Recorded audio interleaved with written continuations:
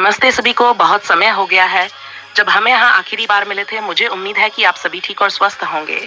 आप में से कई लोग शायद सोच रहे होंगे कि मैं कहाँ गायब हो गई थी और इतने लंबे समय तक पोस्ट क्यों नहीं थी। सच यह है कि जीवन कभी कभी अचानक अनएक्सपेक्टेड टर्न्स ले लेता है। मेरे जीवन में भी कुछ ऐसी बातें हुई जिनके कारण मुझे थोड़े समय के लिए पीछे हटना पड़ा। मुझे समय चाहिए था हंसने के लिए, खुद को समझने के लिए और अपने जीवन के अगले चैप्टर की तैयारी करने के लिए। वह समय मेरे लिए एक ब्रेक जैसा था। यह अंत नहीं था, बल्कि एक नए बिगिनिंग से पहले का एक पॉज था। और आज मैं फिर से वापस आ गई हूँ। सबसे पहले मैं उन सभी लोगों का स्वागत करना चाहती हूँ जो अभी भी यहाँ मेरे साथ जुड़े हुए हैं। आपकी प्रेजेंस, चाहे वह साइलेंट ही क्यों न हो, मेरे लिए बहुत मायने रखती है। इस ब्रेक के दौरान मुझे एक बहुत महत्वपूर्ण बात समझ में आई। कभी कभी हम इतने तेजी से आगे बढ़ते हैं कि हम भूल जाते हैं कि हम जो कर रहे हैं उसका डीपर पर्पस क्या है। इस ब्रेक ने मुझे अपने विचारों, अपने बिलीफ्स और उस मैसेज से फिर से जोड़ दिया जो मैं आप सबके साथ शेयर करना चाहती हूँ। अब मेन डिस्कशन शुरू करने से पहले मैं एक छोटी सी बात कहना चाहती हूँ। मेरा वर्तमान टारगेट इस चैनल पर 1000 सब्सक्राइबर्स पूरा करने का है। लेकिन एक बात बिल्कुल क्लियर समझ लीजिए, मैं यहाँ किसी को फोर्स करने नहीं आई हूँ। मैं कभी नहीं कहूँगी कि आपको सब्सक्राइब करना ही होगा।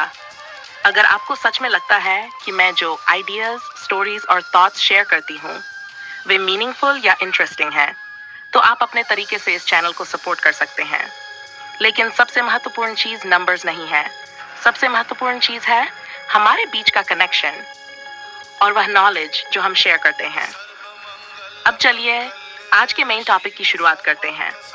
आज हम एक बहुत गहरे स्पिरिचुअल विषय पर बात करेंगे, शक्ति महारानी, यानी वह सुप्रीम डिवाइन एनर्जी जो पूरे यूनिवर्स को संचालित करती है।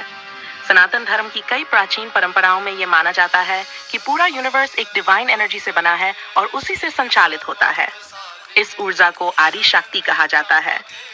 यह शक्ति केवल एक देवी के फिजिकल रूप तक सीमित नहीं है।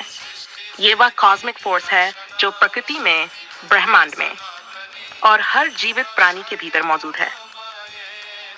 कई साल पहले मैंने अपने पुराने डिस्कशंस में भी कुछ ऐसा ही बताया था कि शक्ति महारानी, जो महान डिवाइन मदर मानी जाती हैं, समय समय पर पृथ्वी पर अलग अलग रूपों में प्रकट होती हैं।